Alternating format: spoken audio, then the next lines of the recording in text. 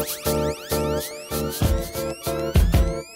welcome to the Kodak Focus with Rodrigo Prieto. I'm very excited to have Rodrigo here, and thank you for taking some time out of your production schedule. And I wanted to ask, what inspired you to study cinematography? Were you a fan of the movies, and how did you fall into this career?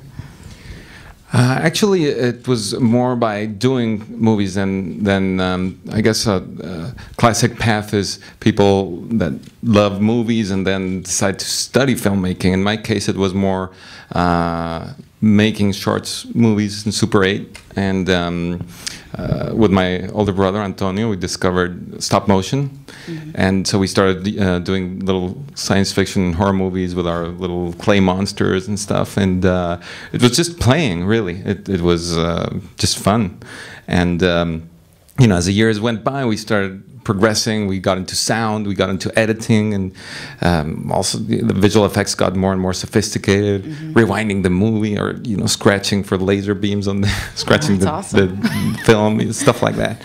And so I just loved doing it. I wasn't even aware that you could be study filmmaking and actually do that for a living. It wasn't, nobody in my family was into it, or it didn't occur to me. So I always liked design or things of that sort. So that's what I thought I was maybe going to go into advertising or something like that, or something to do with graphic design.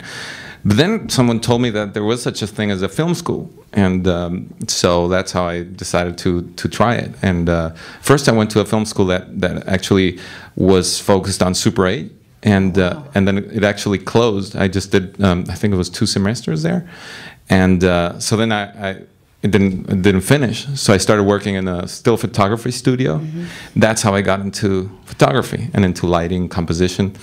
And you know, I was just slapping all the bags around and printing the photos, and so that's where I really got into the visual side of it. So then I went into another film school in Mexico City, Centro de Capacitación Cinematográfica. And when I got into it, I was leaning towards cinematography, but I still wasn't totally sure. I wanted to direct, maybe. But then the first year of film school, you had to direct a short and do, shoot others. And there's where I discovered that what I enjoyed most was shooting. And so I directed my little short, but I had more fun shooting the other shorts that I was as a cinematographer, and that's how I decided to do that.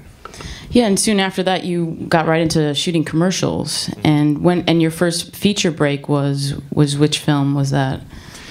And how did that happen? I was 22 when I shot my first commercial as a DP. It was total. That's really young. Very lucky, and one of those. Literally by accident, because I was working as a production assistant in a commercial, and I cut myself. It's a long story, but anyway, long story short. By injury. By injury.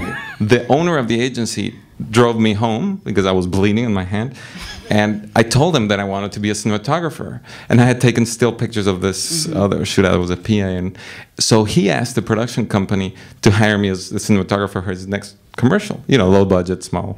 It was actually a commercial for a telegraph company. Telegraph. I feel old. The National Telegraph Company. So that was my first commercial. I had never even shot 35mm film, just 16, Super 8. So I didn't even know where to roll the camera. Anyway, that was a big break. And so I started doing commercials from that moment, and I really didn't go through being a camera assistant and that sort of stuff. I did it once, paid. In film school, I did it several times, but only as a job just once, and that was really terrifying. More than when I was hired as a cinematographer, actually. Yeah. And so my first feature, it's hard to say because I started doing these really, really low budget 16mm features. I don't know if to count those or not, but I did 4 of them. And you shot them in 2 weeks, no budget, and just horrible scripts, whatever, really, sort of action, sex, really cheap. Independent film. Yeah, well, beyond independent. Yeah. And the first film that I did that was actually for a cinema in 35mm, it was called Un Instante para Morir, An Instant for Death. And it was also like a killer with the Zodiac, and I don't know, a thing like that. It was